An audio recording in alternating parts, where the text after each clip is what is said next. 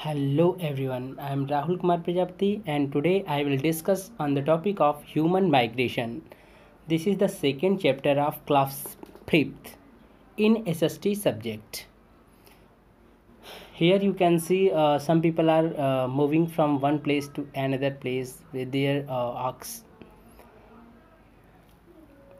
यहाँ पर आप देख रहे हैं कि कुछ लोग जो है इस फिगर में जो है एक स्थान छोड़ कर के दूसरे स्थान को जा रहे हैं। तो ये लोग माइग्रेट कर रहे हैं। तो माइग्रेशन होता क्या है? Migration is the systematic movement of the people from one place to another. Migration एक सिस्टमेटिक मूवमेंट होता है, एक रेगुलर मूवमेंट होता है जिसमें लोग एक स्थान छोड़ कर के दूसरे स्थान की ओर जाते हैं। Mankind and migration have been linked to each other since ancient times. Human beings wouldn't have continued to exist without migration। देखिए, मानव जाति और माइग्रेशन जो है एक दूसरे से जुड़े हुए हैं और ये एंशिएंट टाइम से ही जुड़े हुए हैं। ह्यूमन बींग्स जो है किसी भी एक स्थान पर हमेशा निवास नहीं किया है, वो एक स्थान छोड़ कर के दूसरे स्थान को माइग्रेट किया ही किया है। They moved from one place to another in search of food and shelter। लोग भोजन की तलाश में या अपने शेल्टर के तलाश में, जैसे हम लोग का भवन जो है हम लोग का शेल्टर है इस समय, तो फूड और शेल्टर की तलाश में वो एक स्थान से दूसरे स्थान तक जाते रहते थे। The settled life began only after the man became a food producer. कब उन्होंने सेटल्ड लाइफ स्टार्ट किया था? सेटल्ड लाइफ उन्होंने स्टार्ट तब किया जब वो एक जगह रहना सीख लिए थे, जब उन्होंने भोजन की खोज कर ली थी। उसके पहले वो लोग भोजन की तलाश में एक स्थान से दूसरे स्थान तक घूमते ही रहते थे। जब लोग फसलों को उगाने लगे, फूड प्रोड्यूसर बन गए, जैसे वीट है, राइस है, बार्ले है, ये सारी क्रॉप्स धीमे धीमे उगाना सीख लिए थे, तब वो जो है माइग्रेट करना बंद किए। He started growing crops on a piece of land till the soil was fertile. उन्होंने वो किसी एक स्थान पर तभी तक रुकते थे जब तक जो है उस लैंड की, जहाँ पर वो खेती करते थे, उस लैंड की उर्वरा शक्ति जब तक बनी रहती थी तब तक उस लैंड पर एग्रीकल्चर करते थे। उसके बाद उस लैंड को छोड़ कर के, यानी परती रख के दूसरे स्थान पर चले जाते थे। then he would abandon it and move to a new piece of land। इसके बाद दूसरे प्लेस पर चले जाते थे और उस लैंड पर जाकर के एग्रीकल्चर करते थे। वहाँ पर जितने भी घास फूस वगैरह थे उनको साफ़ करके वहाँ पर एग्रीकल्चर करते थे। This type of practice of growing crops was known as shifting agriculture. इसे हम शिफ्टिंग एग्रीकल्चर के नाम से जानते हैं। Next topic, migration in olden times. In earlier times, the migration was carried out within a limited area as there were no means of transport. People had to walk or carry their goods। देखिए, पुराने समय में चूँकि transport के साधन उपलब्ध नहीं थे। आज तो ढेर सारे ट्रांसपोर्ट के साधन हैं, जैसे बस है, ट्रेन है, ट्रक है, कार है, बहुत सारी चीज़ें उपलब्ध हैं। लेकिन पहले के समय में ऐसा कुछ था नहीं। लोगों को पैदल ही जाना पड़ता था, अपने सामान को अपने साथ जो है ढो करके लेके जाना पड़ता था। पीपल हैड टू वॉक और carry their goods. They were scared to travel too far away places due to the difficulties, many myth and superstitions. वे बहुत डरते थे। दूर स्थान पर जब कभी उन्हें जाना पड़ता था तो वो बहुत डरते थे, क्योंकि बीच रास्ते में किस तरह की कठिनाइयाँ आ जाएंगी, या बहुत सारे मिथ यानी गलत बातें प्रचलित थीं, या बहुत सारी कहावतें या बहुत सारे अंधविश्वास थे कि आप दूर जाएंगे तो वहाँ आपकी डेथ हो जाएगी।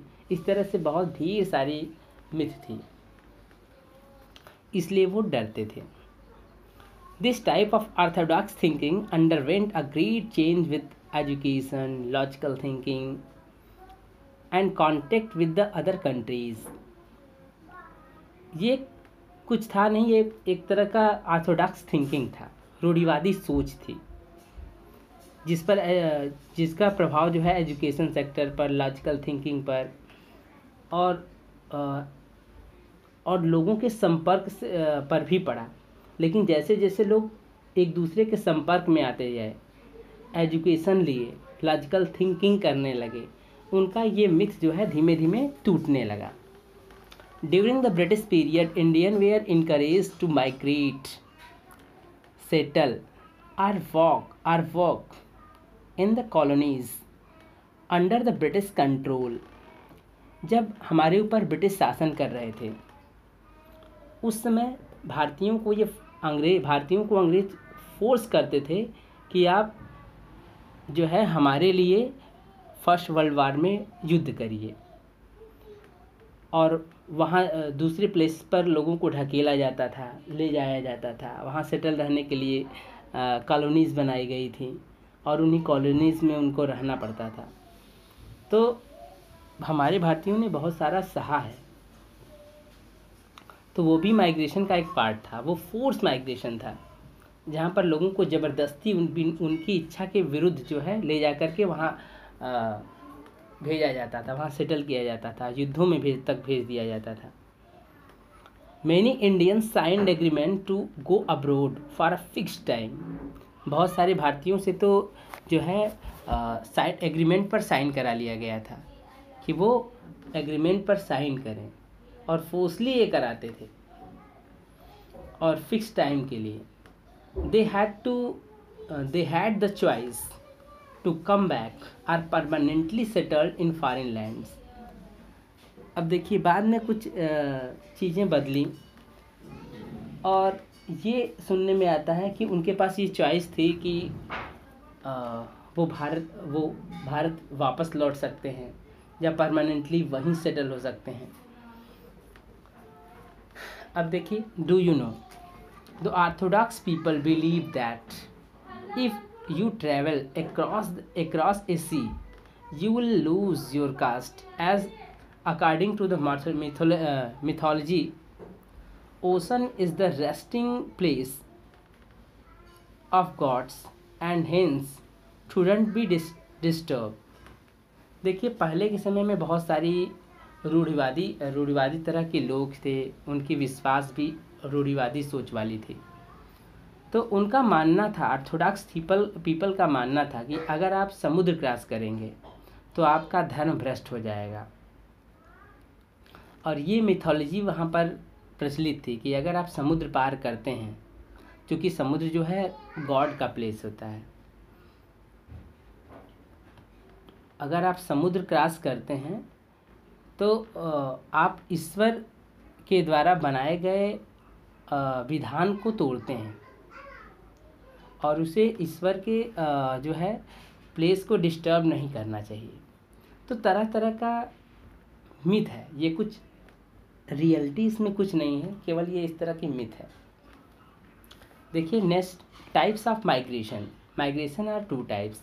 First is voluntary migration and second one is force migration.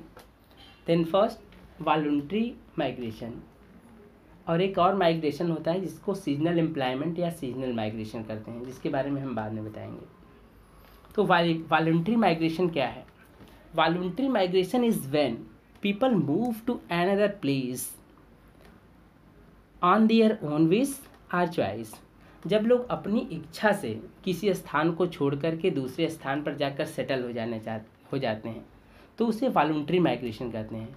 जैसे आपका कोई दोस्त अमेरिका में रहता हो और वहाँ का अमेरिका का क्लाइमेट अच्छा हो, वहाँ पर अच्छी सैलरी लोगों को मिलती हो हो सकता है आपकी भी इच्छा करे कि आप अमेरिका जाके बस जाएं। अगर आप अपने फ्रेंड के यहाँ अपनी इच्छा से जा कर के वहाँ बसते हैं, तो इस तरह का माइग्रेशन जो होगा उसे हम वॉलंटरी माइग्रेशन के नाम से जानते हैं।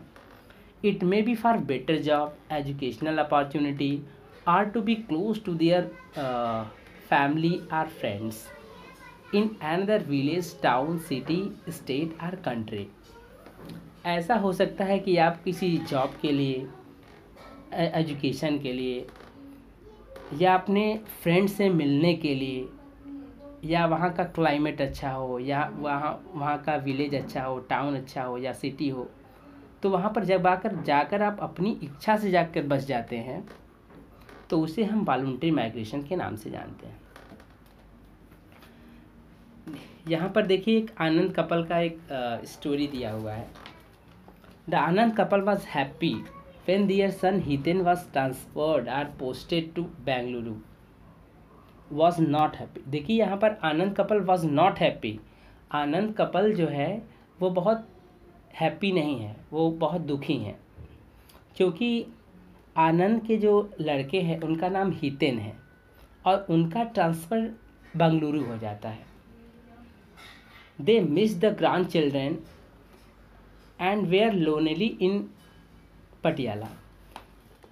चूँकि ट्रांसफ़र हो जाने से उनको अकेलापन बहुत लगता है और पटियाला में वो अकेले रहने लगते हैं।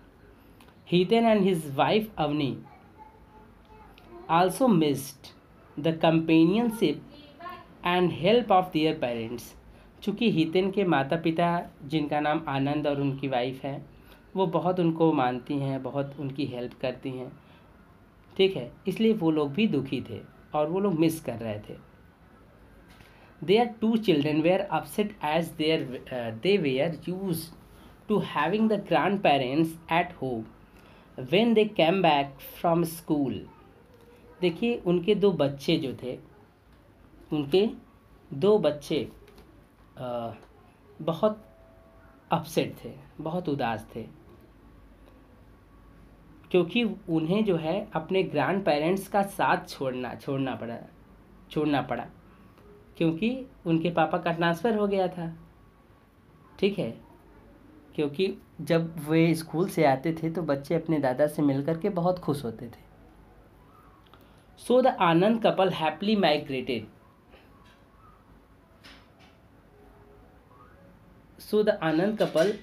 Migrated to Bengaluru to be with their children. इसलिए क्या होता है कि आनंद कपल भी ये डिसाइड करते हैं कि वो भी अपने बच्चों के साथ बेंगलुरु शिफ्ट करेंगे। अब देखिए जब वो अपनी इच्छा से जब जाते हैं तब ये बहुत अच्छा होता है, तब इसे वॉलंटरी माइग्रेशन कहेंगे, ठीक है। अगर आनंद कपल इधर रहते पटियाला में और उनके बच्चे जो हितेन और उनके पोते पोती, ठीक है, हितेन और उनके दो बच्चे, ये दोनों बेंगलुरु में शिफ्ट होते हैं, तो इसको हम फोर्स माइग्रेशन कर लेते हैं, क्योंकि वो हैप्पीली सेटल नहीं होना चाहते वहाँ पर, ठीक है। Next, look at the picture. Shankar and his friends are going to Punjab. यहाँ पर एक पिक्चर दिया हुआ है जिसमें शंकर और उसके दोस्त पंजाब की ओर जा रहे हैं। They work as extra labour during the sowing and harvesting season. वो एक्स्ट्रा लेबर के रूप में जो है काम करने के लिए पंजाब की ओर जाया करते हैं। This is known as seasonal employment. इसको हम सीजनल एम्प्लॉयमेंट कहते हैं, क्योंकि वो सोइंग और हार्वेस्टिंग सीजन में जा रहे हैं, केवल उसी सीजन में जाते हैं, क्योंकि उसी सीजन में उनके काम की ज़रूरत पड़ती है। अब देखिए, डू यू नो, इसी को हम लोग सीजनल माइग्रेशन भी कह सकते हैं। Next, do you know, the Gujjars of Jammu and Kashmir and the Dhangar of Maharashtra are the nomads. Jammu Kashmir में गुज्जर बकरवाल करके जनजाति पाई जाती है और वहीं महाराष्ट्र में धंगर समुदाय के लोग रहते हैं। ये लोग घुमंतू प्रवृत्ति के लोग होते हैं। They keep moving from one place to another in search of food, water and grazing grounds for their herds of sheeps, goats etcetera. वो फूड की खोज में, वाटर की खोज में या ग्रेजिंग ग्राउंड्स की खोज में अपने पशुओं के साथ, यानी उनके साथ ढेर सारे शिप्स होते हैं, यानी भेड़ और बकरियां होती हैं, तो वो पशुओं के रेवण के साथ ही घूमते रहते हैं और पशुओं के दूध के ऊपर, मक्खन के ऊपर उसी को बेच करके अपना जीवन का गुजारा करते हैं। Next, force migration. Forced migration is the movement of a person, family, or large groups of people due to a natural disaster like the flood, earthquakes, tsunami, etc. देखिए, फोर्स माइग्रेशन एक ऐसा माइग्रेशन होता है जिसमें एक family, एक large group के लोग एक स्थान छोड़ करके दूसरे स्थान की ओर घूमते हैं, और वो ऐसा अपनी इच्छा से नहीं करते हैं।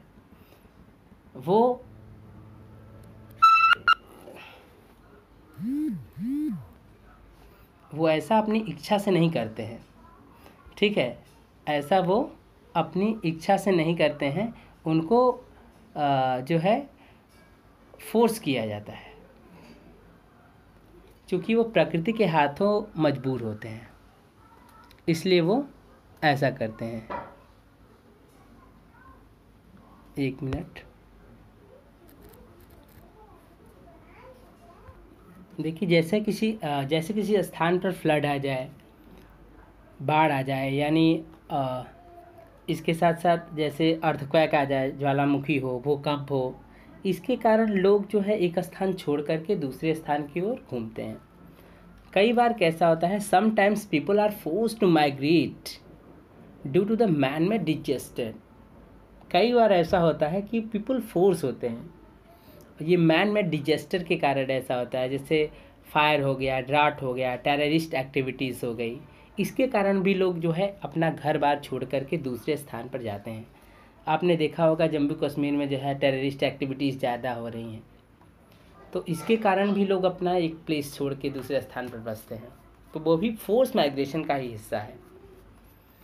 इन result in the loss of homes and jobs for many people. इसका परिणाम ये होता है कि बहुत सारे लोगों की जॉब चली जाती है, उनका घर छूट जाता है। Do you know, some people are forced to migrate due to the demolition of illegal colonies. कई बार लोग जब इलीगल कॉलोनीज़ बना लेते हैं और उनकी इलीगल कॉलोनीज़ को जब हटाया जाता है, तब भी लोग माइग्रेशन करते हैं। अब देखिए, यहाँ पर एक जम्मू कश्मीर का हिस्सा नीचे पैराग्राफ में दिया हुआ है। अच्छा, पहले स्टोरी ऑफ श्याम बता देते हैं आपको। Shyam, a blacksmith of Chandausi in Uttar Pradesh, earn money by making tools for the farmers. देखिए, एक गांव में, उत्तर प्रदेश के गांव चंदूसी में एक ब्लैक स्मिथ रहता है, लोहार। वो किसानों के लिए टूल्स बनाता है और अपनी अर्निंग करता है। His village was hit by the dot. उसका गांव जो है, उसके गांव में सूखा पड़ गया। The farmers lost their crops. अब फार्मर्स क्या करते हैं, अपनी फसल, उनकी फसल बर्बाद हो जाती है। There was no work for Shyam. अब श्याम के पास तो कोई काम नहीं था।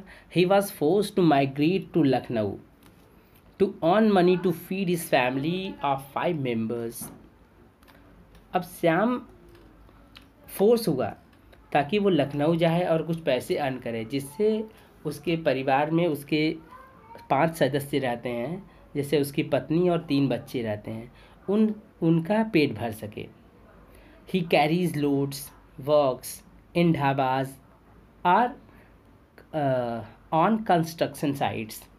उसे क्या करना पड़ता है, लखनऊ में जाता है तो उसके पास कोई टेक्निकल डिग्री तो थी नहीं कि उसको अच्छी जॉब मिल जाएगी, इसलिए वो वहाँ पर जाकर लोडिंग का काम करता है, कुली का काम करता है, ढाबे पर काम करता है, या कंस्ट्रक्शन साइट जहाँ बड़ी बड़ी बिल्डिंग्स बनती है वहाँ पर जाकर के ईंटा गारा उठाता है। तो इस तरह से काम करना पड़ता है, ये भी फोर्स माइग्रेशन का एक हिस्सा है। अब नीचे देखिए, in September 2014 the Kashmir valley was flooded. होता यह है कि जम्मू कश्मीर में कश्मीर वैली में फ्लड आ जाता है, यानी बाढ़ आ जाता है। The flood were caused by the heavy rains and flowing of river Jhelum. Jammu Kashmir में झेलम रिवर है और जब पानी हैवी रेंस होता है, वर्षा होती है, तो उसमें पानी जो है ज़्यादा हो जाता है, तो वो आसपास के एरिया में फैलना शुरू हो जाता है। तो जो लोग उसके साइड में रहते हैं उनको अपना घर बार छोड़ करके दूसरे स्थान पर जाकर बसना पड़ता है। It was mainly a man made disaster. ये क्या था? ये मानव के द्वारा बना हुआ एक डिजास्टर था। क्यों? क्योंकि मानव ने प्रकृति के संतुलन को बिगाड़ दिया है। ठीक है, इस कारण से बहुत सारी प्राकृतिक आपदाएं भी आ रही हैं। ठीक है, the mountains have become weak due to the heavy construction. अब देखिए, माउंटेन्स को तोड़ तोड़ कर वहाँ पर लोग सड़क बना ले रहे हैं। ठीक है, तो ये मानव के एक्ट के कारण ऐसा हो रहा है ना, पहाड़ों को काट कर कर वहाँ रोड बनाए गए हैं। इस तरह से माउंटेन भी अब वीक हो चुके हैं। Thousands of people loss their homes, shops and business houses. जब किसी स्थान पर बाढ़ आ जाए, भूकंप आ जाए, ज्वालामुखी आ जाए, तो जाहिर सी बात है वो लोग अपना घर बार, अपना शॉप्स, अपना बिजनेस सब छोड़ करके वहाँ से पलायन करेंगे। The Indian military and local authorities help the victims. भारतीय सेना और लोकल अथॉरिटीज़ जो है ये विक्टिम्स की हेल्प करती है। तो भारतीय सेना और लोकल अथॉरिटीज़ जो है, जो लोग पीड़ित होते हैं, ऐसे विक्टिम्स की हेल्प करती है। Thousands of people took shelter in relief camps in Moscow and gurdwaras. बहुत सारे ऐसे लोग होते हैं जिनका घर बार डूब गया होता है, तो ऐसे लोगों को मस्जिद में या किसी गुरुद्वारे में रखा जाता है और उनको सारी सुविधाएं दी जाती हैं। दे वे are given food, medicine, clothes etcetera. तो इन लोगों को फूड दिया जाता है, मेडिसिन दी जाती है, क्लॉथेज दिए जाते हैं ताकि ये जीवित रह सकें। Next, hardships faced by the migrants. यानी कौन कौन सी परेशानियां होती हैं। The migrants face many problems as they had to move away from their homes and families to other areas. जो लोग माइग्रेंट्स होते हैं, जो लोग एक प्लेस छोड़ करके दूसरे स्थान पर आते हैं, क्योंकि उनका घर बार तो खो गया होता है, तो ऐसे लोगों को ढेर सारी प्रॉब्लम्स फेस करनी पड़ती है। The labourers move to cities for jobs and better wages. अब देखिए, जो लोग मज़दूर होते हैं वो गाँवों से निकल करके शहरों की ओर जाते हैं, ताकि उनको वहाँ पर अच्छी सैलरी मिल पाए, अच्छा मजदूरी मिल पाए, अच्छी जॉब मिल पाए। They had to live without basic amenities like the shelter, sanitation and self drinking water। चूँकि वहाँ पर उनका घर तो है नहीं, तो उनको बहुत ख़राब स्थिति में भी रहना पड़ता है। जैसे उनको शेल्टर नहीं मिलता है, कई बार सैनिटेशन की कोई सुविधाएं नहीं होती हैं, या सेफ ड्रिंकिंग वाटर नहीं मिल पाता। The condition is worse when they migrate with their families. Condition तब और ज़्यादा ख़राब हो जाती है जब वो अपने फैमिलीज़ के साथ माइग्रेट करते हैं। The women have to work hard. महिलाओं को कठिन परिश्रम करना पड़ता है। The children do not get education. बच्चों को भी एजुकेशन नहीं मिलता है। Many migrant do not get any work and hence start begging. बहुत सारे माइग्रेंट्स को कोई काम नहीं मिलता है और इसीलिए वो भीख तक मांगने के लिए मजबूर हो जाते हैं। Next, Joy of migration. Migration is like a chain. If the first person who migrates sends happily settled information to the loved one, the others also migrate to the same country। Migration क्या है? एक चैन की तरह है। If the first person who migrates send happily settled, जब एक व्यक्ति जो है माइग्रेट करता है, हैप्पली मतलब सेटल्ड हो जाता है कहीं स्थान पर जाकर के, जैसे भारत से कोई गया अमेरिका, वहाँ पर हैप्पली सेटल्ड हो गया और वहाँ उसे अच्छा लगने लगा। ठीक है, तो दूसरे लोग जो उसको देखते हैं उसी कंट्री के, जैसे भारत में ही और सारे लोग देखें, उनको भी अच्छा लगा और उनका भी मन गया वहाँ जाने का, वहाँ पर जाकर बस जाते हैं। या उनके कोई फ्रेंड जो है बहुत पुराने समय के अगर मिल जाए अमेरिका में, तो उन्हें बहुत ज़्यादा खुशी होगी। जैसे भारत का कोई एक व्यक्ति अमेरिका में पहले से रह रहा हो और दूसरा कोई व्यक्ति वहाँ जाए भारत का, तो उनको बहुत खुशी होती है। ठीक है, तो migration brings happiness to many people. तो माइग्रेशन कुछ लोगों को कई बार खुशी भी देता है। They see new places, experiences climate that suits them. तो कई बार ऐसा होता है कि वो नए प्लेसेस को देखते हैं, एक्सपीरियंस करते हैं नए क्लाइमेट को जो उन्हें सूट करता है। They learn about the new customs, traditions, cuisines, dresses, dances, music etcetera. तो वो नए कस्टम्स को वहाँ देखते हैं, नए ट्रेडिशंस, वहाँ परंपराएं भी कुछ नई होंगी। अमेरिका में दूसरी तरह से सारी चीज़ें होती होंगी ट्रेडिशंस के संदर्भ में। अब वहाँ नया, वहाँ का भोजन हो सकता है डिफरेंट हो, वहाँ का ड्रेस पहनावा अलग हो, डांसेस अलग हो, म्यूजिक अलग हो, तो चीज़ें अलग अलग होती हैं और वहाँ पर भी खुशी मिलती है। Next, animal migration. Animals migrate with change in seasons. जैसे मानव माइग्रेट करता है उसी तरह जानवर भी सीजन के हिसाब से जो है माइग्रेट करते हैं। They migrate to find warmer weather, better food supply और safe place to give birth to their young. कई बार ऐसा होता है कि जानवर जो है ठंडे एरिया से गर्म स्थानों की ओर माइग्रेट करते हैं, या बेटर फूड की सप्लाई के लिए माइग्रेट करते हैं, या अपने बच्चों को जन्म देने के लिए दूसरे स्थान पर जाते हैं। तो animals do not follow A map और जीपीएस। उनके पास कोई किसी भी तरह का मैप या जीपीएस नहीं होता है, लेकिन फिर भी वो बहुत सटीक तरीके से दूसरे प्लेस पर जाते हैं। उनको पूरी रास्ता मालूम होता है। जब जानवर चलते हैं तो रास्तों को सूंघ सूंघ कर चलते हैं, उन्हें पूरे रास्ते बहुत अच्छी तरह लर्न होते हैं। They know which direction to follow. उन्हें ये पता होता है कि किस डायरेक्शन में जाना है। They learn this from their parents and have a special sense. उनके पास एक स्पेशल सेंस होता है और उसी सेंस के अकॉर्डिंग वो चले जाते हैं। Carry boy live in snow covered areas. एक कैरी बॉय होता है जो अपने घोड़ों के साथ भी रहते हैं। ठीक है, तो वो स्नो कवर्ड एरियाज में रहते हैं। They migrate to warmer areas, और वो भी वार्मर एरियाज के अपने रेंच के साथ, अपने घोड़ों के साथ जो है घूमते हैं। Wild beast of Africa. Wild beast ये अफ्रीका में मिलता है।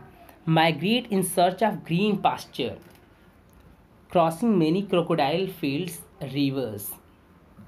तो ये विल्ड बीट्स जो होते हैं ये ग्रीन पास्चर या की खोज में चले जो है, यानी अच्छे चरागाह, ग्रीन पास्चर यानी अच्छे चरागाह की खोज में जो है ऐसे एरिया से होकर गुजरते हैं जहाँ पर ढेर सारे क्रोकोडाइल्स का खतरा होता है, लेकिन फिर भी उनको उन रास्तों से होकर के गुजरना पड़ता है। This great migration is known as one of the 7 wonders of the natural world. ये ग्रेट माइग्रेशन जो है विश्व 7 वंडर्स में से एक कह सकते हैं। The great migration is known as one of the, यानी उनमें से एक कह सकते हैं। इसमें 7 वंडर्स में से एक कह सकते हैं इसको। इस तरह से आपका ये चैप्टर फिनिश होता है। Then thank you.